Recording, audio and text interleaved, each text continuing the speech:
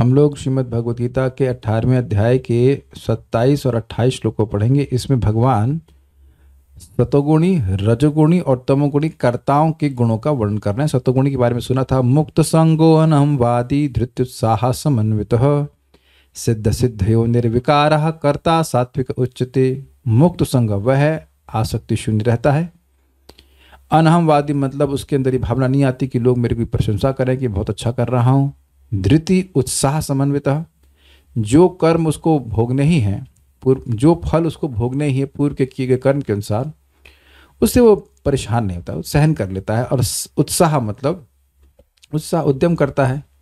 समन्विता मतलब सम्यक रूप से युक्त रहता है। सिद्ध सिद्धयो निर्विकार, सिद्धि में यानी कार्य की सिद्धि में, कार्य के हो जाने की सफलता में और असिद्धि में वह निर्विकार अर्थात हर्ष और द्वेष से, दुख से वह रहित रहता है। ये सब बातें आई थी। अब हम लोग रजोगुणी व्यक्ति के बारे में सुनेंगे। मेरे पीछे बोलिए। रागी कर्म फल प्रेप्सुर लुब्धो हिंसात्मको शुचिः। रागी कर्म फल प्रेप्सुर लुब्धो हिंसात्मको शुचिः। हर्ष शोकान्वितः कर्ता राजसः परिकीर्तितः। हर्ष शोकान्वितः कर्ता राजसः परिकीर्तितः। रागी कर्म फल प्रेप्सुर लुब्धो हिंसात्मको शुचिः। रागी कर्म फल प्रेप्सुर लुब्धो हिंसात्मको शुचिः। हर्ष शोकान्वितः कर्ता राजसः परिकीर्तितः। हर्ष शोकान्वितः कर्ता राजसः परिकीर्तितः। रागी कर्म फल प्रेप्सुर लुब्धो हिंसात्मको शुचिः। रागी कर्म फल प्रेप्सुर लुब्धो हिंसात्मको शुचिः। हर्ष शोकान्वितः कर्ता राजसः परिकीर्तितः। हर्ष शोकान्वितः कर्ता राजसः परिकीर्तितः।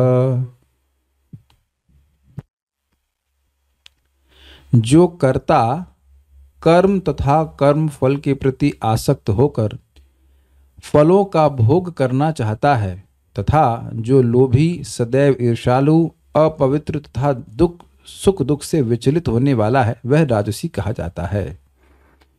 रागी मतलब कर्म में आसक्त, अर्थात इस कर्म के फल को, इस यज्ञ से मैं स्वर्ग जाऊंगा, यहाँ मैं नौकरी करूंगा और उससे मुझे धन आएगा और धन से मैं ये मकान बनाऊंगा, और मकान तो बन ही चुका है ऑलरेडी मन में, और इसकी ये प्लानिंग रहेगी और मैं ये करूंगा और मैं वो करूँ, इस प्रकार से मैं भोग भोगूंगा। ये सब राजसिक गुणों का वर्णन है।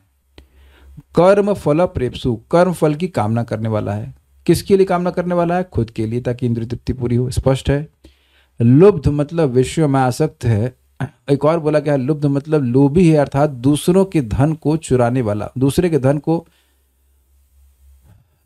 धन के प्रति लोभ रखने वाला है। और एक और अर्थ रखा गया है कि यज्ञ में खर्चा हो तो उसे नहीं देने वाला है।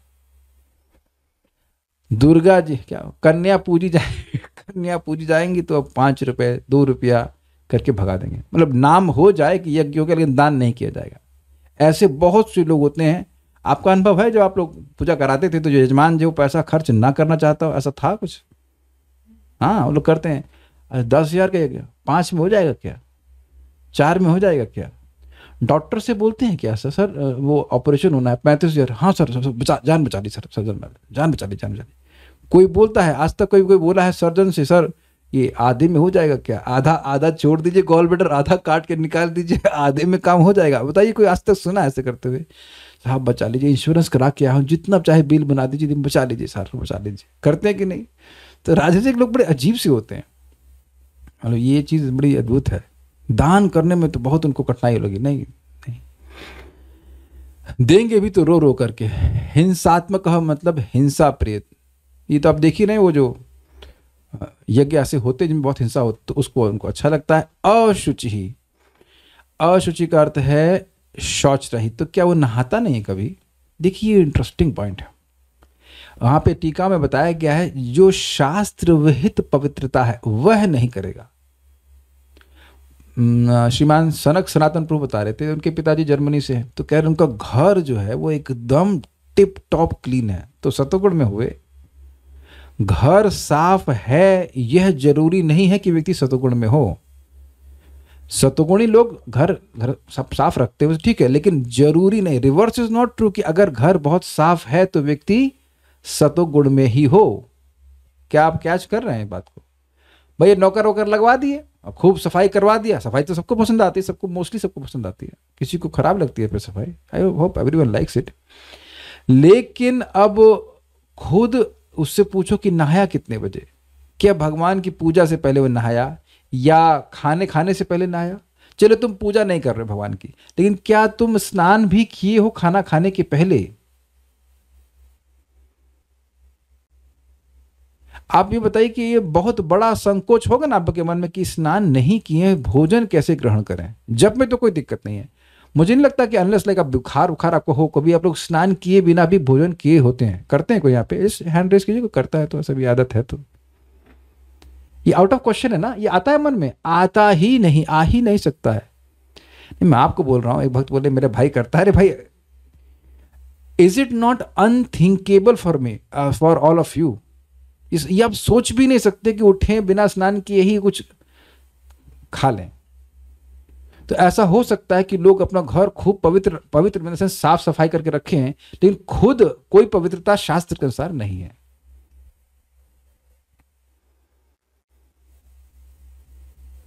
हर्ष शोकान्वित, पहला वाला क्या था?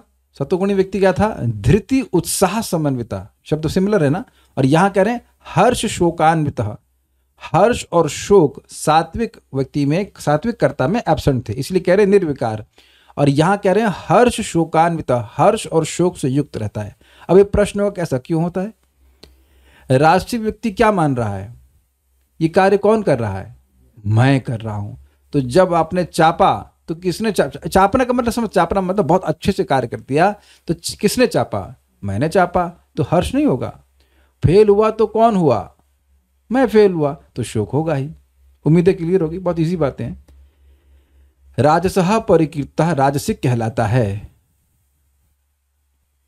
गीता भूषण टीका, रागी अर्थात जो अपनी पत्नी और बच्चों से अंडरलाइन अंडरलाइन बहुत आसक्त होता है। अब ये बहुत शब्द क्यों रख रहे हैं? क्या पत्नी और बच्चों से प्रेम ही ना किया जाए? तो फिर प्रेम उम्मीद भी नहीं कर सकते आप। अगर आप प्रेम नहीं कर रहे हो तो प्रेम आप रिटर्न भी तो नहीं मांग सकते। बड़ा इंटरेस्टिंग है। देखिए, बहुत आसक्ति का मतलब है कि व्यक्ति भक्ति करना भूल जाए। ये प्रैक्टिकल देखा गया है कि लोग अपने बच्चों के लिए, मैं कारपेंटर आया था तो मैं उसे कल काम करवा रहा था, तो मैंने कहा मुझे थोड़ा संकोच होता है, मैंने बेचारे तुम थक जाते होगे, 5 बजे तक काम करते हो, उसके बाद तो यहाँ बुलाता हूँ आ जाते हैं, बड़ा धन्यवाद। तो पूरा हिस्ट्री मालूम चली कि वो तो रोज ही 2 बजे तक काम करते हैं। This is not something new for him, है ना। इट्स लाइक 2 बजे तक आया, उसके बाद फिर ओवर टाइम, फिर ये काम उसका, और लोग काम पकड़ लेता है 500-600 जो भी 1000 बन जाता होगा, जो भी, ऑलमोस्ट एवरीडे 12 बजे। और उठते कितने हैं? 8 बजे, और फिर मंदिर में फिर 9 बजे काम शुरू। तो यानी कि वो किस लिए कर रहे हैं? शायद 3 उनके बच्चे हैं, घानी घर घर की सेम चीज, 3 बच्चे, उनको पढ़ाना है, ये करना है, वो करना है, ऐसे करके पूरा जीवन बीत जाएगा। यानी केवल बच्चे और पत्नी के लिए कार्य कर रहा है। ऐसा नहीं करना चाहिए। देखिए, मैं तो इसको थोड़ा ट्विस्ट करके बोलूँगा, जी हाँ, आपको केवल बच्चे और पत्नी के लिए कार्य करना चाहिए ताकि वो वैकुंठ पहुंच जाए। आप स्वीकार्य है? मजा आ गया ना वो बात? पत्नी बहुत प्रिय है ना, तो लेके जाओ ना वैकुंठ। बच्चे बड़े अच्छे लगते तो काहे भौतिक जगत में छोड़ दोगे? जहां जाते हैं, जब पत्नी बच्चों को टांग के लेके जाते हैं तो ये महाराज के लैंग्वेज है, टांगना समझते हैं भाई, स्कूटर पे बिठाते थे, खुद बैठ गए, बोझा तो पति ही लेता है ना स्कूटर का बाकी लोग तो टांग के चलता है ना। अग्रीड। तो अब उनको जब टांगना ही, टांग ही रहे हो जीवन भर, तो काहे नहीं वैकुंठ लेके जाते? यू डू भक्ति, दे डू भक्ति, फिनिश। बड़ा अच्छा लगा था, हमारे एक भक्त हैं राधा रमन प्रभु, मैंने देखा वो जब कर रहे हैं, उनकी पत्नी भी जब कर रहे हैं पीछे, तो उनका बच्चा वैसे आसपास घूम रहा है, तो देख तो रहा है कि माँ पिताजी कर क्या रहे हैं। हम लोग को तो देखने का भाग्य भी नहीं प्राप्त हुआ, कभी ये पूछने का भाग्य नहीं मिला कि माँ ये क्या कर रही हो, हमको रोटी खिलाओ, माँ ये कर क्या रही, तो कम से कम आप बताते कि मैं हरे कृष्ण जप रही हूँ। Not that fortunate. तो आप इसी को घुमा दीजिए। ठीक है, तुम बहुत आसक्त हो पत्नी और बच्चों में, तो उनको सबसे उत्कृष्ट वस्तु दो, उन्हें प्रसाद खिलाओ इत्यादि। ध्यान दीजिएगा, तुम केवल पुरुषों के, यहाँ केवल पुरुष की बात नहीं हो रही है, पत्नी, स्त्रियां भी बहुत आसक्त होती हैं, स्त्रियां तो बहुत आसक्त होती हैं बच्चों में। तो ये बहुत आसक्ति का मतलब है कि व्यक्ति भगवान की बात को, धर्म को बिल्कुल भूल जाएगा, ये बात है। नहीं तो देखिए, स्त्री है और बच्चे हैं, वो तो सहज अफेक्शन के विषय, प्रेम के विषय होते हैं, लेकिन वास्तविक रूप से हम प्रेम करना चाहते हैं तो उन्हें कृष्ण भावना की ट्रेनिंग देनी चाहिए, लेकिन रागी लोग ऐसा नहीं करते।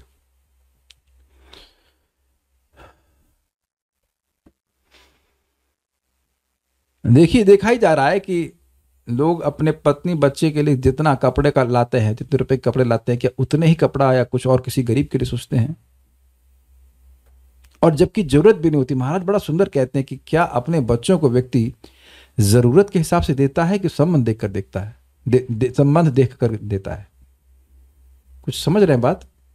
नहीं जरूरत है फिर भी और फिर भी और फिर वो भरा, अलमारियां भरी हुई हैं।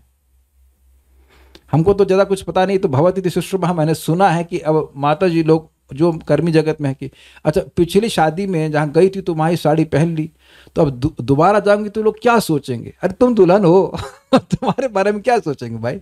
Is it not? तो अब उसके लिए फिर 20,000 30,000, एक भक्त की शादी हो रही थी, भक्त के भाई की, तो 2.5 लाख रुपए की साड़ी। I mean this. तो अब व्यक्ति आसक्त है किसी लड़की से शादी करने में, कुछ भी कार्य करने में, तभी ना सब कार्य करेगा, और उसके लिए फिर अपना मानव जीवन का समय पैसे कमाने में लगाएगी। बड़ी जबरदस्त बात है। रागी, ये समझ लीजिएगा कि राग होगा तो राग उसको वो कार्य करने में प्रेरित करेगा ही। ये रजोगुण के वैसे होता है। रजो रागात्मकम विद्धि तृष्णा संग समुद्भवम। रजोगुण रागात्मक है, उसका स्वरूप ही राग है ना? जबरदस्त है। Attachment, deep attachment. मर जाऊंगा लेकिन दुकान नहीं छोड़ूंगा। हम जहां से हार्डवेयर के सामान लेने जा रहे हैं, वो बाबा उसको सुनाई भी नहीं पड़ रहा है, ठीक से बोल भी नहीं रहा, कितने का सामान है वो, तो उससे प्राइस तक ठीक से नहीं बोला जा रहा है, फिर भी 3 दुकान कर ली। अरे भैया तुम कुछ तो भजन की दुकान खोलो। Literally it's amazing. This is very dangerous. रागी कर्म फल प्रेप्सु, अर्थात उसके हृदय में अपने कर्म के फलों को प्राप्त करने की प्रबल इच्छाएं हैं, जैसे कि पशु, पुत्र, भोजन या स्वर्ग। अर्थात हटा दीजिएगा, पशु, पुत्र, भोजन या स्वर्ग। अब देखिए आजकल के जमाने में स्वर्ग तो कोई जाता नहीं, क्योंकि स्वर्ग तो है ही नहीं ना। स्वर्ग तो आप मानो तो स्वर्ग, नहीं तो मानो मत, तो स्वर्ग तो डिलीट हो गया है। लेकिन ये भोजन की बड़ी इच्छा लोगों को होती है, पुत्र की तो ओफो। हमारे एक माली थे मंदिर में, तो उनकी 2 लड़कियां हो गई। एक लड़की हो गई तो फिर पुत्र की प्राप्ति से दूसरी भी हो गई, और उसके बाद तीसरी भी हो गई, एक भी लड़का नहीं हुआ। ऐसा भी होता है। और पुत्री की इच्छा भी होती है, पुत्री पुत्र इसी में। अब उसे पूछो क्या तुम इसे वैकुंठ जाओगे? वैकुंठ क्या होता है? वैकुंठ का कोई इक्वेशन ही नहीं होती। इसलिए इस प्रकार से लगे रहते हैं। और लुब्ध का अर्थ क्या है? लुब्ध अर्थात जो यज्ञ में आवश्यक सामग्री के लिए धन खर्च करने में संकोच करता है। क्यों करता है भाई? देखिए वो बेसिकली बात यही है कि वो चाहता है कि यज्ञ का लाभ तो हमको मिल जाए, हमें अपनी तरफ से खर्चा बहुत कम करना पड़े। आप पता नहीं इस यज्ञ से हमको लाभ मिलेगा कि नहीं मिलेगा। देखिए एक सिंपल सी बात है, अगर आप बिजनेस कर रहे हैं तो दिखता है कि आपने यहाँ 50 रुपये लगाए तो आपके बदले में 100 रुपये आए, तो वहां खट देते हैं कि नहीं देते हैं? जैसे मैं सामान लेके आया तो मैंने कहा अरे वो कल मैं व्यस्त रह गया, मैं आज देख दूँ। कोई दिक्कत नहीं, कोई दिक्कत नहीं है। वो जान रहा है कि व्यक्ति पैसे देगा तो कोई दिक्कत नहीं है। मेरा मंदिर में था तो उनसे लिया करते थे सामान, तो वो 2-2 महीना वेट करने लगे। अरे परेशान मत हो जाएगा, चेक बढ़वा दीजिएगा। अरे आपका अपना मामला है। वहां इतना विश्वास है क्योंकि उनको दिख रहा है कि इसी जन्म में पैसा आ जाएगा हमारे पास। आप मेरी बात समझे, 1 लाख रुपए का सामान मंदिर में आया, हम लोग ऑर्डर करते थे, आ गया, तो यज्ञ हो गया कि नहीं? एक तरह से 1 लाख रुपए की सामग्री चलेगी भगवान के पास, तो भगवान लौटा के देंगे ना उसको 1 लाख रुपए। कुछ ग्रहण कर रहे हैं आप, इसी जीवन में फायदा दिखता है तो व्यक्ति देने के लिए बड़ा उत्साहित रहता है। कर नहीं रहे लोग, इन्वेस्ट कर रहे हैं उसमें, लेकिन अगले जन्म में कुछ लाभ होगा ऐसा विश्वास भी लोगों का होता नहीं सामान्यतः, तो धन खर्च करने में संकोच करता है। हिंसात्मक अर्थात जो अपने कर्म में दूसरों को कष्ट देता है। This is very very interesting. हम लोग बहुत सारे कर्म कर सकते हैं जिससे दूसरों को कोई परेशानी नहीं हो, जैसे कि वेजिटेरियन फूड, लेकिन लोग ऐसे खाना खाते हैं या ऐसा कुछ कार्य करते हैं या बोलते हैं ऐसा जिससे दूसरों को कष्ट पहुंचे, तो ये हिंसात्मक होता है। अशुचि अर्थात कोई अनुष्ठान करने में जो शास्त्र विहित आवश्यक स्वच्छता है उससे वह रहित रहता है। ये क्लियर हुआ? मैं फिर रिपीट करूंगा कि घर बार बहुत साफ हो सकता है, एकदम चमचमा सकता है, लेकिन जरूरी नहीं है कि व्यक्ति को पता हो कि पूजा करने से पहले स्नान भी करना चाहिए या आचमन करना चाहिए। अच्छा जस्ट फीडबैक, कितने लोगों को आचमन करना आता है? Please raise hands. एक, ओके गुड। बहुत से भक्तों को नहीं आता है। तो जब हम भगवान को भोग लगाते हैं तो हमें ओम केशवाय नमः, नारायण नमः, माधवाय नमः ऐसे करके करना होता है। एंड देन हर वस्तु के ऊपर जल डालना होता है, फिर अर्पण करते हैं। चलिए, जानते हैं लोग। अब कह रहे हैं बता दीजिए। अब यहाँ तो संभव नहीं है, आप नेट पे पहले सर्च कर लीजिएगा हाउ टू डू आचमन। नहीं बताओगे तो फिर मैं बताऊंगा। यहाँ बस जूम की दिक्कत है कि डीटी वर्षन के संबंध में कुछ समझा नहीं पाते यहाँ पे। नहीं वेस, एक आपको बता दिया पॉइंट कि आचमन लेकर के करना होता है। ठीक है, एक छोटा सा पॉइंट आपको बता रहा हूँ। इस जगत में ये तो रजोगुण तमोगुण का मिक्स है आजकल। नॉन डिवोटिस, डिवोटिस की बात नहीं कर रहा हूँ, लेकिन नॉन डिवोटिस में जनरली ऐसा देखा जा रहा है कि माता जी उठी और ना स्नान करी ना कुछ करी, वो किचन में घुस गई। ये आप लोग देखते होंगे ना अपने रिश्तेदारों में, ऐसा हो रहा है। Very bad. जबकि समझ नहीं पा रहे हैं कि ये जो भोजन की प्रक्रिया है वो एक यज्ञ है। ये भोजन भगवान के लिए बन रहा है। आप लोग भक्तों समझने का प्रयास करें कि ये जो साफ सफाई का नियम है वो इसीलिए दिया गया है ताकि हम लोग सचेत रहें कि ये भगवान के लिए बन रहा है कि नहीं? ठीक है। हर्ष शोकान्वितः अर्थात जो अपने कर्म का फल प्राप्त होने में सुख का अनुभव करते हैं और असफलता में शोक करते हैं, ऐसे कर्ता रजोगुण में कहलाते हैं। और वो इसलिए सोचते हैं ऐसा क्योंकि वह अपने को स्वतंत्र कर्ता मानते हैं। तात्पर्य, मनुष्य सदैव किसी कार्य के प्रति या फल के प्रति इसलिए अत्यधिक आसक्त रहता है क्योंकि वह भौतिक पदार्थों, घर बार, पत्नी तथा पुत्र के प्रति अत्यधिक अनुरक्त होता है। ऐसा व्यक्ति जीवन के ऊपर उठने की आकांक्षा नहीं रखता। मतलब ऐसा व्यक्ति जीवन में ऊपर उठने की आकांक्षा नहीं रखता। तो अब ये तो प्रभुपाद जी ठीक नहीं कह रहे हैं। सभी लोग तो जीवन में ऊपर उठने का प्रयास कर रहे हैं। बताइए, अब ये lower class, middle class, upper class नहीं होता है। वेदवादी क्या होता है? Lower class, middle class, upper class. बताइए, पता है आपके बारे में? इस बारे में नहीं पता? You know, don't know? सही में नहीं पता आपको? नहीं, मैं सीरियसली पूछ रहा हूँ, नहीं पता आपको? हाँ तो बताइए, जो आपको अंडरस्टैंडिंग वो बताइए, मैं उसके हिसाब से समझा रहा हूँ। जो इकोनॉमिकली बहुत अच्छा होता है उसको अपर क्लास। अंडरलाइन कीजिएगा इकोनॉमिक शब्द को। हाँ, इकोनॉमिकली कम होता है तो वह लोअर क्लास। हाँ, फिर इकोनॉमिकली थोड़ा बेटर होता है वो मिडिल क्लास। मतलब अगर दाल जो है घी से छोंक मार दे रहे हैं तो वो मिडिल क्लास। हाँ, और बहुत ही इकोनॉमिकली बहुत ही अच्छा है तो मतलब वो अपर क्लास। तो डिफरेंस क्या है सब में? केवल पैसे की संचय का डिफरेंस है। अच्छा, तीनों क्लासेस कर क्या रहे हैं? आहार, निद्रा, भय और मैथुन। अगर बहुत ऊपर क्लास के हो गए ना तो आप प्लास्टिक के खाने में खाएंगे, प्लास्टिक के बर्तनों में खाएंगे। जितना उतनी उत्कृष्ट हो जाता है वो प्लास्टिक और सड़ियल चीज़ों में खाता है। एनीवे, ये तो खैर कटाक्षी था। लेकिन अब आप ये बताइए कि कहना क्या चाहते हैं प्रभुपाद? प्रभुपाद ये कहना चाहते हैं कि जब लोग इसी परिवार में ही फंसे रहते हैं तो इस भौतिक जगत से बाहर निकल के हमें वैकुंठ जाना है, यहाँ कोई क्वेश्चन नहीं बनती। इसीलिए माता जी लोगों को दिक्कत होती है जब पति भक्त नहीं होते। उनको ये समझ में नहीं आ रहा होता ये इतना टाइम क्यों वेस्ट कर रही है। 5 मिनट अगर अगरबत्ती जला लेती तो हम मानते बहू जो है बड़ी धार्मिक है कि नहीं? 10 मिनट पूजा कर ले तो धर्म बहू हो जाएगी ना धार्मिक? 10 मिनट नहीं, कम 15 मिनट, आधा घंटा। अभी 1 घंटा, फिर आधा घंटा, तो कम से कम आधा घंटा अगरबत्ती दिखा ले, पूजा कर ले तो हमारी भाई बहू बहुत धार्मिक है। वहां पेड़ पे धागा बांध के समथिंग। लेकिन वैकुंठ जाने की इच्छा, उसके लिए तो मेहनत करनी पड़ेगी। तो उधर कोई इच्छा नहीं रहती। ये बात यहां पे कह रहे हैं। वह इस संसार को यथासंभव आरामदेह बनाने में ही व्यस्त रहता है। बहुत मजेदार लाइनें हैं और ये हम सभी लोगों की, पर प्राय जगत में लोगों की प्रवृत्ति रहती है कि और से और अधिक आरामदेह बन जाए।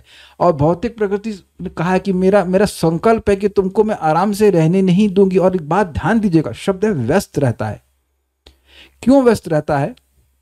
जो वह धारणा करता है कि यह करके मैं आरामदेह हो जाऊंगा, उसके बाद भौतिक प्रकृति एक और व्यवस्था कर देती जिससे उसका आराम भंग हो जाता है।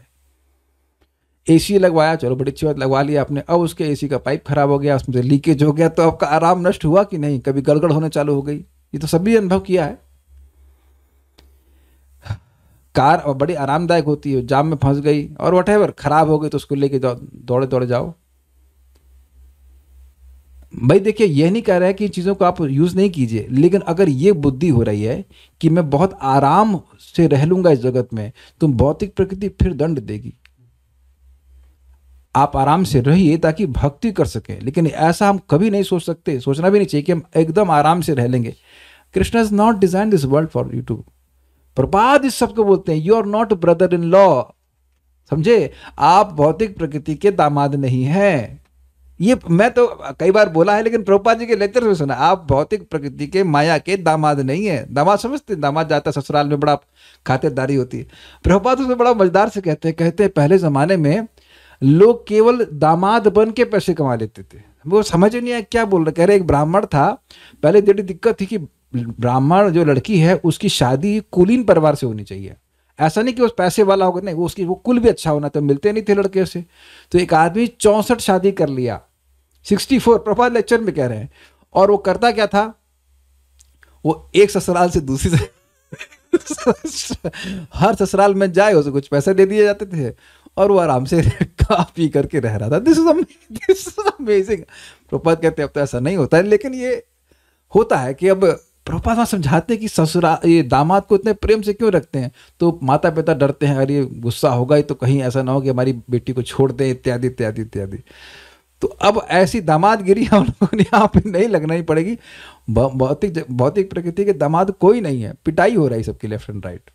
तो आरामदेह बनाने की जरूरत नहीं, तपो दिव्यम, दिव्य तपस्या करने की जरूरत है। उस दिव्य तपस्या करने के लिए जो आपको आराम चाहिए वो कीजिए। मतलब आराम से बैठिए भाई, क्लास सुन लीजिए, आराम से बैठिए, जब कर लीजिए, कोई दिक्कत नहीं, वो आराम ठीक है। बट अननेसेसरी आराम जिससे व्यक्ति भक्ति नहीं कर पाए वो दिक्कत होगी। सामान्यतः वह अत्यंत लोभी होता है और सोचता है कि उसके द्वारा प्राप्त की गई प्रत्येक वस्तु स्थायी है और कभी नष्ट नहीं होगी। यह क्यों है, आप लोग को याद है? जब व्यक्ति इंद्रिय तृप्ति करता है तो इंद्रिय तृप्ति की वस्तुओं का स्वभाव क्या है, वह अपने असली स्वरूप को ढक लेती हैं कि हम कुछ ही समय में नष्ट होने वाले हैं। प्रभुपाद जी समझाते हैं कि तुम बहुत अच्छा मकान बना रहे हो, बहुत अच्छी बात है, बहुत पक्का मकान है, लेकिन तुम्हारा पक्का है कि तुम लंबा जियोगे, है ना? वो मकान हमारा, पहले लोग चूने से बनाते थे मकान, तो आज भी वो खड़े हैं, 500 साल के मकान हो गए। वो जो खड़ा करने वाले थे वो कहाँ खड़े हैं? हम लोग का जीवन तो 50 साल का है मैक्सिमम, मतलब बचा है जो, कह लीजिए 40-50। बड़ी इंटरेस्टिंग बातें हैं। जितना व्यक्ति भक्ति में सतुगुण में आगे बढ़ता है उसको दिखता है कि वस्तुएं अस्थायी हैं, तो उनका उपयोग भगवान की सेवा में किया जा सके तो उन्हें स्वीकार कर लिया जाता है। I hope this is very clear. इसे कहते हैं युक्त वैराग्य, ये बात है। क्योंकि विश्वास नहीं दिख रहा है कि वस्तुएं जाएंगी। और ये प्रैक्टिकल लेवल में कैसे होगा? जब कोई वस्तु आपके पास है जिसका उपयोग भगवान की आप सेवा में कर रहे हैं, वह आपसे चली जाए और आपको कुछ भी नहीं फीलिंग हो, देन यू आर फिक्स्ड। समझे? सिम्टम एकदम याद रहेगा। जैसे मेरा गॉल ब्लैडर चला गया जब तक था तब तक भगवान की सेवा में हजम कर रहे थे प्रसाद, हम चला गया तो कोई दुख नहीं है। कुछ समझ पा रहे थे, अगर मजाक के लिए बोल रहे हो, लेकिन पॉइंट इज वेरी सिंपल। अपने आसपास जो भी वस्तु आप देखिए जो हम भगवान की सेवा में लगा रहे हैं वह भी स्थायी नहीं है। तो अगर हम उसे भगवान की सेवा में लगा रहे हैं तो उस वस्तु के जाने से आपको कोई दुख नहीं होगा। इसका मतलब यह नहीं कि वस्तु का हम ध्यान नहीं रखेंगे, लेकिन वो वस्तु नष्ट होनी ही है, चाहे हमारा शरीर हो, चाहे हमारा कुछ भी वस्तु हो। क्या उसका उपयोग भगवान की सेवा में, हाँ, रख लीजिए घर पे, और उसको उपयोग कर रहे हैं, वो खत्म होगी तो फिर वह उसका दुख नहीं होना चाहिए आपको। I hope it is very clear. A simple सा एग्जाम्पल है, ये प्रभु हमारे राधिका प्रभु फूल लेके आते हैं, तो हमको पता है कि शाम तक सूख जाएगा, नहीं सूखेगा, लेकिन जो आपने सेवा कर दी वो नहीं सूखने वाली। वो लिया, जब सूख जाएगा तो उसको भगवान के निर्माल जहां भी रखना जाता है वहां रख देते हैं। It's very simple point. तो आप कहेंगे ऐसा करने की जरूरत क्या है? जितना हम भौतिक वस्तु को अपने को होल्ड करने का प्रयास करेंगे तो उद्विग्न, क्या श्लोक है? सदा समुद्विग्न धियाम असदग्रहात। प्रहलाद महाराज बोल रहे हैं, जो लोग इस प्रकार से भौतिक वस्तुओं को पकड़े रहते हैं बिल्कुल मगरमच्छ की तरह, तो उनका चित्त जो है बिल्कुल उद्विग्न हो जाता है, सदा समुद्र सम्यक रूप से परेशान हो जाते हैं, क्योंकि हर वस्तु जाएगी, हर वस्तु जाएगी। यही बात आपने सुना था ना कि तेषाम प्रमत्तः निधनम पश्यन्नपि न पश्यति। व्यक्ति अपनी पत्नी को, बच्चे को या अपने पिताजी को, सब पिताजी को तो एटलीस्ट देखता है कि मर गए, लेकिन वह सोच रहा है कि उसकी पत्नी बच्चे उसको मृत्यु से बचा लेंगे। ये बात है, देख नहीं पाता। ऐसा व्यक्ति अन्यों से ईर्ष्या करता है और इंद्रिय तृप्ति के लिए कोई भी अनुचित कार्य कर सकता है। ये ध्यान दीजिएगा कि जब कोई व्यक्ति इंद्रिय तृप्ति चाहता है तो वह कभी नहीं सोचेगा कि सामने वाले को कितना कष्ट होता है। ये समझिए, वह असहाय है इस संबंध में सोचने के, वो कुछ सोच ही नहीं पाएगा उसमें। He is just helpless, he can not think कि सामने वाले को दुख हो रहा है इससे। अतएव ऐसा व्यक्ति अपवित्र होता है। क्यों? क्योंकि इंद्रिय तृप्ति चाहता है तो कुछ ना कुछ गलत कार्य करेगा और वह इसकी चिंता नहीं करता कि उसकी कमाई शुद्ध है या अशुद्ध है। यदि उसका कार्य सफल हो जाता है तो वह अत्यधिक प्रसन्न और असफल होने पर अत्यधिक दुखी होता है। रजोगुणी कर्ता ऐसा ही होता है। नेक्स्ट हम पढ़ लेते हैं, आज बड़ा मजेदार है ये। तमोगुणी। अयुक्तः प्राकृतः स्तब्धः शठो नैष्कृतिको लसः। अयुक्तः प्राकृतः स्तब्धः शठो नैष्कृतिको लसः। विषादि दीर्घसूत्री च कर्ता तामस उच्यते। विषादि दीर्घसूत्री च कर्ता तामस उच्यते। अयुक्तः प्राकृतः स्तब्धः शठो नैष्कृतिको लसः। अयुक्तः प्राकृतः स्तब्धः शठो नैष्कृतिको लसः। विषादि दीर्घसूत्री च कर्ता तामस उच्यते। विषादि दीर्घसूत्री च कर्ता तामस उच्यते। बोलिए। अयुक्तः प्राकृतः स्तब्धः शठो नैष्कृतिको लसः। अयुक्तः प्राकृतः स्तब्धः शठो नैष्कृतिको लसः। विषादि दीर्घसूत्री च कर्ता तामस उच्यते। विषादि दीर्घसूत्री च कर्ता तामस उच्यते। इससे पहले इस श्लोक में जाए, एक बड़ा मजेदार प्रश्न किया गया है। जो नहाने के पहले खाता है वो रजोगुणी है? नहीं, वो तमोगुणी है। रजोगुणी तमोगुण का मिश्रण है। और दूसरा, रजोगुणी पवित्रता क्या है? रजोगुणी पवित्रता कुछ नहीं है। पवित्रता तो सतोगुण में होती है। पवित्रता मीन्स प्योरिटी, रजोगुण में नहीं होती है। बस वो साफ सफाई रख सकता है।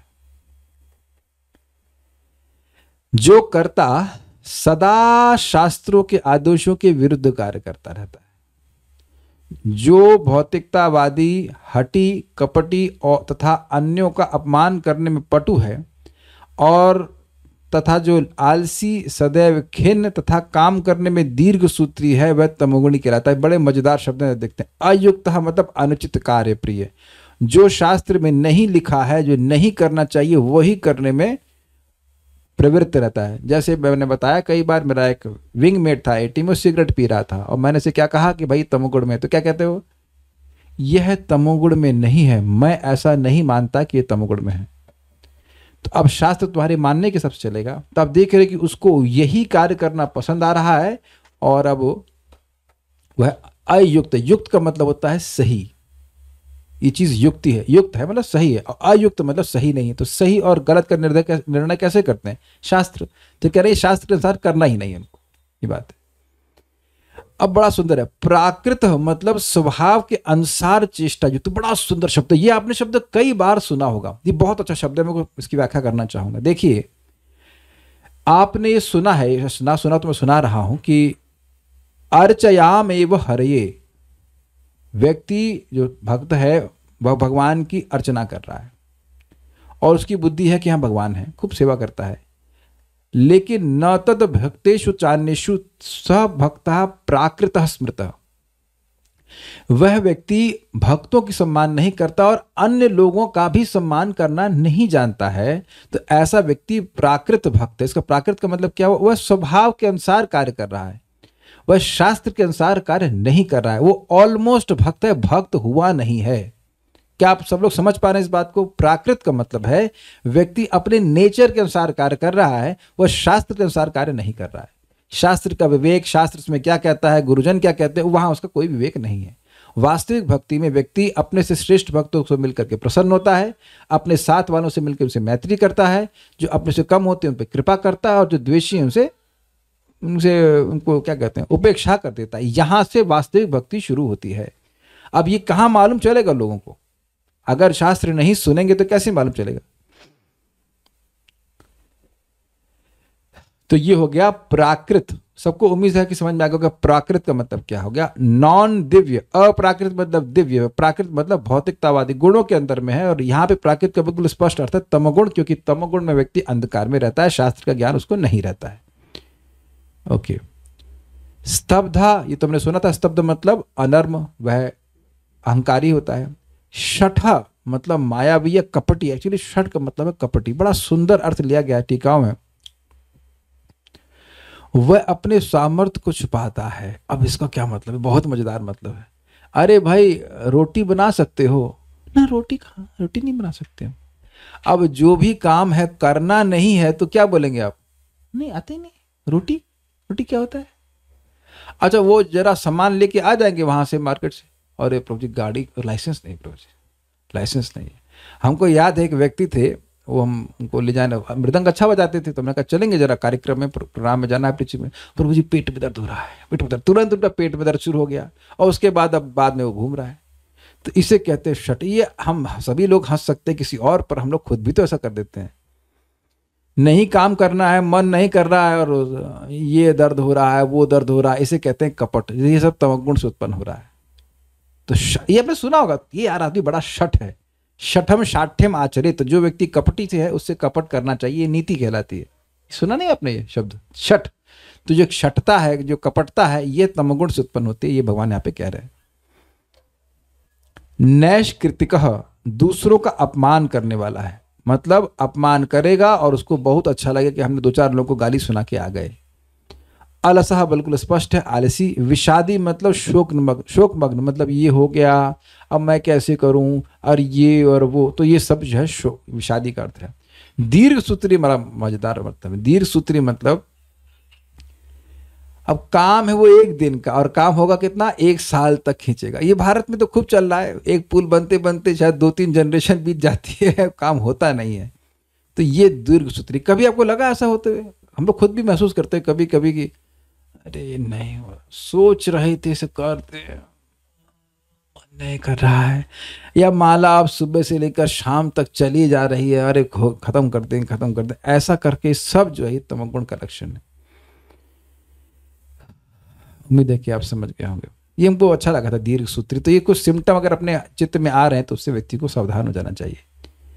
कर्ता तामस उच्यते, ऐसे कर्ता को तामसिक कहा जाता है। गीता भूषण टीका। अयुक्ता अर्थात जो कर्ता वह कार्य करता है जो उसे नहीं करना चाहिए, अर्थात शास्त्र के विपरीत चलता है। प्राकृत अर्थात जो अपने स्वभाव के अनुसार कार्य करता है। स्वभाव कैसे बनता है? गुणों के संग से, न कि शास्त्र के अनुसार। स्तब्ध अर्थात जो नम्र नहीं है। शठ अर्थात जो अपने कर्म करने की योग्यता को छुपाता है। तो क्यों छुपाएगा? ताकि कर्म करना ना पड़े। एंड आजकल तो बड़ा इजी हो गया, सॉरी प्रभु जी, कुछ भी काम मत कीजिए, sorry, I am sorry. Are you really sorry? That's a very big question. कुछ कार्य नहीं कर पाए, then are you really sorry, और you are only saying sorry? Actually सही बताऊं तो जब कोई व्यक्ति ऐसे मुझे बोलता है तो मुझे थोड़ा सा क्रोध आता है। मैंने कहा काहे एक ही बात, एक ही कार्य करते हो और फिर तुम बार बार सॉरी बोलते हो, उसका मतलब क्या है? What is the point? Do you really want to change? Although अगर हम थोड़ा सा कंपैशन का बटन दबा देते हैं, ठीक है भाई कुछ कर रहा है, do you really want to change? That's a big question.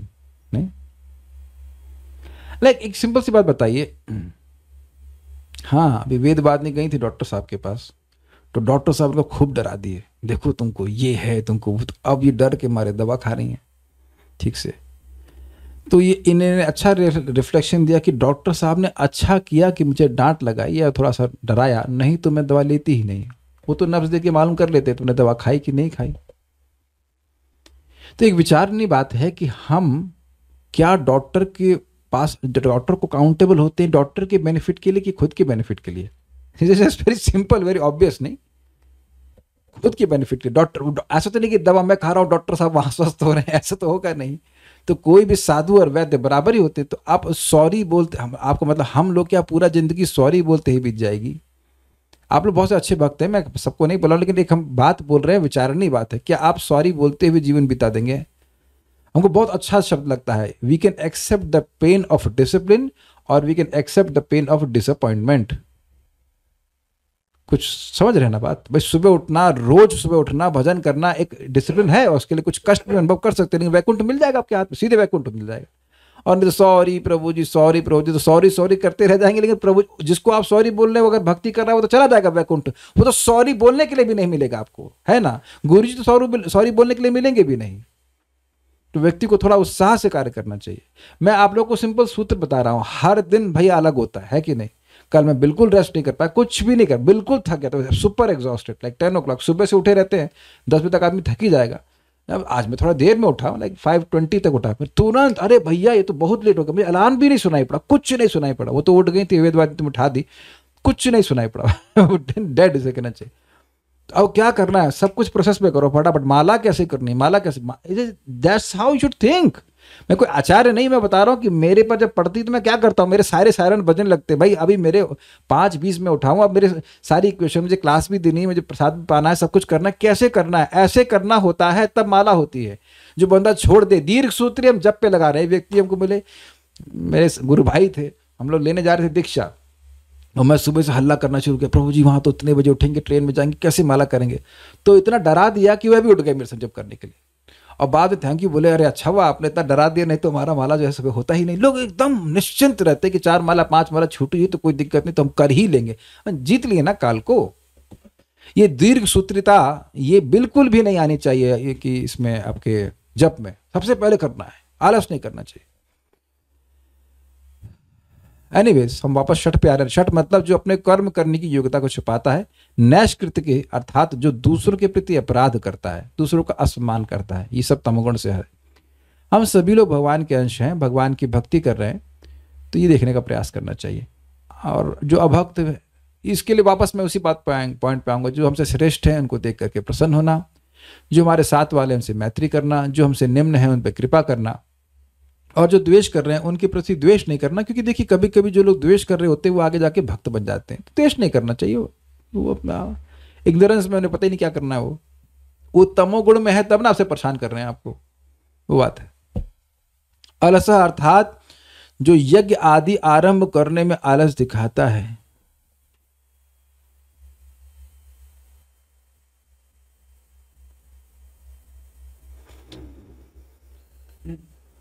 समझे ना, हमारा यज्ञ तो केवल नाम जप का यज्ञ है। हमको भक्त दिख रहे हैं, हम उनका मजाक ही बना रहे हैं, उनके घर में कुछ कोर्ट केस हो गया, कुछ हो गया, बोले प्रभु जी कहानी में बहुत ट्विस्ट है, ये है वो, 2-4 दिन 10 दिन नहीं जब में देखे। हमने कहा कहानी में ट्विस्ट नहीं है, डांटना पड़ता, आपकी बुद्धि में ट्विस्ट है। It's not. हमने कहा अरे भाई कोर्ट दिन में चलती है, सुबह तो नहीं चलती है ना। आप बताइए, हम अहंकार से नहीं बोल रहे। कभी मैं बोलता हूँ कि मैसेज आता है जब मैं अनलेस में बीमार नहीं हो, तो मैं किसी काम की वजह से सुबह जब मैं नहीं आऊँगा। Have I ever posted this? हम कोई काम से वो उठाते ही नहीं है। कुछ भी कंस्ट्रक्शन है, कुछ भी घर में कोई भी 1000 तरह के काम होते हैं, अगर बीमार पड़ गए तो उसका तो कुछ अलग बात है, लेकिन ठाकुर जी की कृपा से नहीं होता ऐसा। नहीं, वी डोंट डू दैट। सुबह का समय किसी के लिए नहीं, बस जब के लिए, फिनिश। इतना है कि नहीं, इतना कर लेना चाहिए, इसमें आलस नहीं करना चाहिए। ये आपको लग रहा है हम तो आए दिन यही काउंसलिंग में यही रहता है, वो कहेंगे प्रभु जी रात में 12 बजे तक काम करना पड़ता है, ही करना पड़ता है, तो तुम सुबह काम करने के लिए, देह के लिए 12 बजे तक तुम जग रहे हो, और अपने लिए तुम 5 बजे नहीं उठ सकते हो। तो ये सब आलस है और कुछ नहीं है। विषादी अर्थात जो शोक से अभिभूत हो जाता है, इसका क्या मतलब है? अरे 20 साल हो गए जब नहीं किया मैंने, अब मैं क्या करूंगा। हाँ, तो आगे 20 साल भी ऐसे बर्बाद कर दोगे। ये शोक बहुत जबरदस्त खतरनाक चीज है। देखिए एक बात समझ लीजिए, आज हम गिर सकते हैं, माया हमको पकड़ सकती, पकड़ेगी तो कोई बात नहीं, युद्ध कर रहे हो, लेकिन शोक नहीं करना।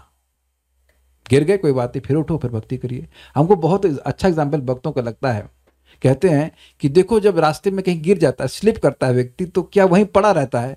कितने लोग ऐसा करते हैं कि भाई सड़क पे गिर गए, किसी तरह से बाइक से या पैदल गिर गए, तो वहीं नाराजशाही हो गए पड़े रहे, शोक कर रहे, आए मैं क्यों गिर गया, मैं घर के बाहर ही क्यों निकला, ये केले का पत्ता वटा नीचे क्यों आया। Have you ever done that? पहला आदमी क्या करता है, इतना तेज उठता है, चाहे हड्डी में दर्द भी हो रहा हो, लेकिन ऐसा दिखाए कि कुछ नहीं हुआ है। Is it not? वहां शोक वो कुछ नहीं करता है। तो इसलिए व्यक्ति को ऐसे ही भक्ति करनी चाहिए। मान लो पूरा माया में गए, कोई बात नहीं, अगले दिन पूरा माया में बाहर निकल आओ। That's how you do, that's how you fight. इतना समय बीत गया, तो जितना समय बीत गया में आप रो रहे हैं, उतना समय और भी तो बीत ही रहा है। उतनी देर में हरे कृष्णा कृष्णा कृष्ण हरे हरे, हरे राम राम राम हरे हरे। ये बात है। हमको ये एकदम शोक से जो विषादी हो गया व्यक्ति, वो भक्ति कैसे करेगा? टाइम ही उसी विषाद में पड़ा रहेगा, ये हो गया, वो हो गया, ये हो गया। दीर्घ सूत्री अर्थात जिस जब को 2 घंटे में कर लेना चाहिए वह उसको 24 घंटे में भी नहीं कर पाता, ये मेरी टीका है। बाकी टीका क्या है?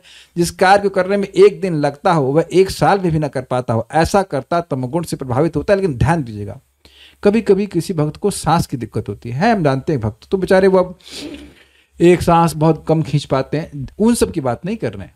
आपके कोई शरीर का कोई कष्ट है वो एक अलग बात है, लेकिन प्राय भक्त जो है, प्राय जो लोग ढीले हैं वो 4 माला करेंगे, फिर 4 माला घूमेंगे, फिर उसे दिन के लिए छोड़ देंगे, ऐसे करके रखते हैं। तो ऐसा नहीं करना हमें। एक्चुअली आई एम प्राउड कि बहुत से भक्त इस प्रकार से हैं जो सुबह माला कर लेते हैं और बहुत अच्छी बात लगती है। इट शोज नाम की अश्रद्धा। और क्या, और क्या। नोट, अब बड़ा मजेदार पॉइंट, बहुत मजेदार पॉइंट। इसको समझने के लिए आपको पिछले श्लोक दिखाने पड़ेंगे मुझे, बहुत ये समझ में ऐसे आएगा नहीं। बहुत अच्छा, श्रीधर स्वामी जी की टीका है। Let's see if I can explain this. Yes, देखिए 18वें श्लोक में कहा गया था, ज्ञानम ज्ञेयम परिज्ञाता त्रिविधा कर्म चोदना करणम कर्म करते त्रिविधा कर्म संग्रह। तो यहां पे कहा गया कि ज्ञान, ज्ञेय और परिज्ञाता यानी ज्ञाता, और ये कर्म की प्रेरणा है। यानी कर्म की प्रेरणा के इंग्रेडिएंट, संघटक हैं ज्ञान, ज्ञेय और ज्ञाता, और कर्म के संघटक हैं कर्ण, कर्म और कर्ता। तो हमने देखिए कर्ता के बारे में सुना है, हमने कर्म के बारे में सुना है। तो क्या है ना, अब ये बोलेंगे क्या है कि इन तरीके से तो भगवान को ज्ञान के बारे में बोलना चाहिए था, ज्ञेय के बारे में बोलना चाहिए था, ज्ञाता के बारे में बोलना चाहिए था, कर्ण, कर्म और कर्ता के बारे में बोलना चाहिए था। लेकिन ऐसा तो भगवान बोलेंगे नहीं, तो क्या बोलेंगे देखिएगा, श्लोक टीका को देखिए। नोट, कर्ता की त्रिविधता से ही ज्ञाता के भी 3 भेदों का प्रतिपादन हो गया। समझे? यहां पे जो श्लोक था 18, यहां पे जो ज्ञाता था वो कर्ता से मैपिंग हो रही थी, ठीक है। तो कह रहे कर्ता के 3 विभाग बता दिए, तो उसी के अनुसार ज्ञाता को भी आपको ग्रहण कर लेना होगा। जो ज्ञाता शठ है, प्राकृत है, वह तामसिक ज्ञाता है, ऐसे समझना होगा। तथा कर्म के 3 भेदों से ज्ञेय के भी 3 प्रकार कह दिए गए, यह समझ लेना चाहिए। देखिए, ज्ञेय मतलब जिस वस्तु को जाना जाए, और कर्म मतलब जिस कर्म को करा जाए। तो कर्म के 3 प्रकार बता देने से हमें ज्ञेय के भी 3 प्रकार सतोगुण, रजगुण और तमगुण में स्वीकार कर लेने होंगे। इसलिए भगवान व्याख्या नहीं कर रहे ज्ञेय की अलग से। आगे बुद्धि के जो 3 प्रकार कहे जाएंगे, उन्हीं से कर्ण के 3 प्रकारों का कथन हो जाएगा। क्या मतलब है इसका? देखिए, बुद्धि को आप ज्ञान से, ज्ञान तो हो चुका व्याख्या।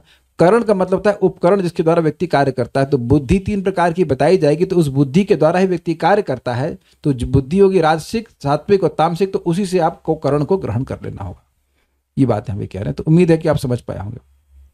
तात्पर्य, शास्त्रीय आदेशों से हमें पता चलता है कि हमें कौन सा काम करना चाहिए और कौन सा नहीं करना चाहिए। जो लोग शास्त्रों के आदेशों की अवहेलना करके अकरणीय कार्य करते हैं, यानी जिन्हें नहीं करना चाहिए वो कार्य करते हैं, प्रायः भौतिकवादी होते हैं। वे प्रकृति के गुणों के अनुसार कार्य करते हैं, शास्त्रों के आदेशों के अनुसार नहीं। इसका मतलब क्या है? जो गुण उनको जिस प्रकार से प्रेरित कर रहा है वैसा वो कार्य करते हैं। ऐसे कर्ता भद्र नहीं होते और सामान्यतः सदैव कपटी, निधूर्त तथा अन्यों का अपमान करने वाले होते हैं।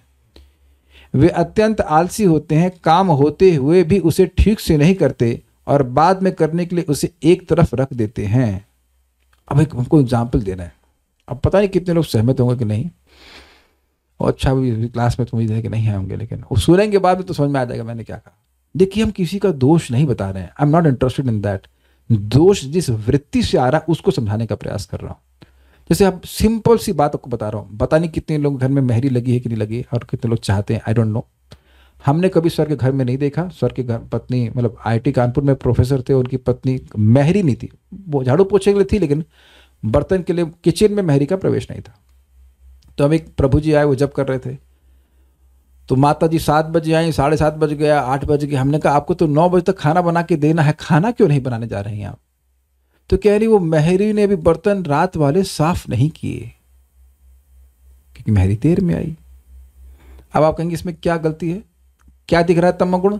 रात भर किचन गंदा रहा। मैं समझता हूँ माता जी आप लोगों के ज़माने में जो आप बहू थी, ये तो नियम था ना कि रात में किचन साफ करके सोना है। नहीं, इज इट नॉट था, is it not, that's obvious.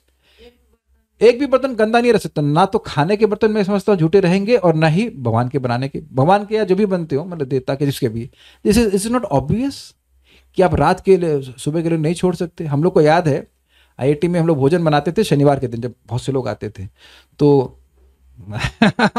Mode तमोगुण हम भाग लेते थे हम लोग, मतलब ऐसा ना हो कि सर बोल दें, हम लोग पहले निकल लेते थे, धीरे धीरे फिर सुधरे हम लोग। लेकिन एक भक्त को कुकिंग भी करते, फिर वो बर्तन भी मांजते, फिर हम लोग को भी दया आने लगी, हमने कहा ये क्या कर रहे हैं, बता रहे खाना भी बनाए और बर्तन भी मांजे, तो फिर हम लोग कर दिया करते थे। चक्कर क्या है, उसके बाद उम्मीद की जाती थी कि मंगल आरती के लिए भी आना है संडे को, वो बड़ा भारी पड़ता था कि 11:30 बजे तक बर्तन मांजे उसके बाद। बट कल्चर हमने वहीं से सीख लिया कि बर्तन आपके सब, किचन साफ होना चाहिए। बहुत बड़ी शिक्षा आप लोग ग्रहण कर लीजिए, सब भक्त लोग हैं, भक्त यहाँ पे हैं। अब मेहरी तो पता नहीं रात के 12 बजे आएगी कि नहीं आएगी, आई डोंट नो, लेकिन कल्चर डेवलप करना चाहिए। सही बताऊं तो बच्चों को भी कल्चर डेवलप करना चाहिए कि वो अपने बर्तन खुद साफ कर लें। जस्ट टेक्स वन, एक थाली लेके आएंगे क्या बेटा, थाली लेके आओगे ऊपर से, ज़्यादा क्रॉकरी की बजाय क्या थाली इसका इस्तेमाल करनी चाहिए, हम आपको आइडिया दे रहे हैं, बाकी जिसके घर में जो करना है वो करे। हाँ वही वाली लेके आओ, very good very good, exactly वही लाइए लाइए। इसका विज्ञापन नहीं दे रहा, लेकिन ये थाली बेस्ट है। देखिए इसमें इतने तो आइटम बनते भी नहीं होंगे, 1 2 3 4 5 सब्जी रोटी बनती है मोस्टली घर में। ये ले लीजिए इसको, इसको बहुत आराम से, ना कटोरी है, बस एक चम्मच होगा तो चम्मच लीजिए और फटाफट फटाफट साफ हो जाती है। ये कितनी लाइफ है। एक भक्त को एक कटोरी दी गई थी, नाम उनका श्री गौर सुंदर प्रभु, वो ऐसे थाली दी गई थी इनको, वो 16 साल अपने साथ रखे मतलब ट्रैवलिंग कर रहे तो अपनी थाली भी साथ में लेके जाते थे कुछ लोग बेचारे ऐसे। What I'm trying to say, it is just damn simple, life is damn simple। आप लोग ऐसे बहुत से लोग यहाँ लोग कर भी रहे होंगे, लेकिन हम बता रहे हैं कि नहीं कर रहे हैं तो कीप इट सिंपल।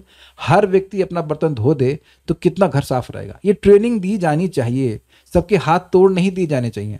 मतलब समझ रहे हैं ना, भी हम अपने पे बोल रहे हैं, हमारी जब हम लोग छोटे थे तो कोई शिक्षा दी नहीं गई थी।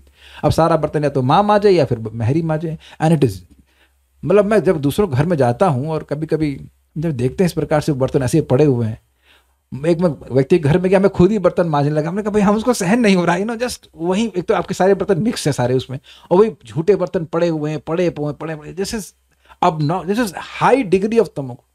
और खराब मैं चेहरा बना सकता हूँ क्या, नो, दिस इज वेरी, बहुत बड़ा तमोगुण है, बहुत ऐसे गंदा पड़ा हुआ है।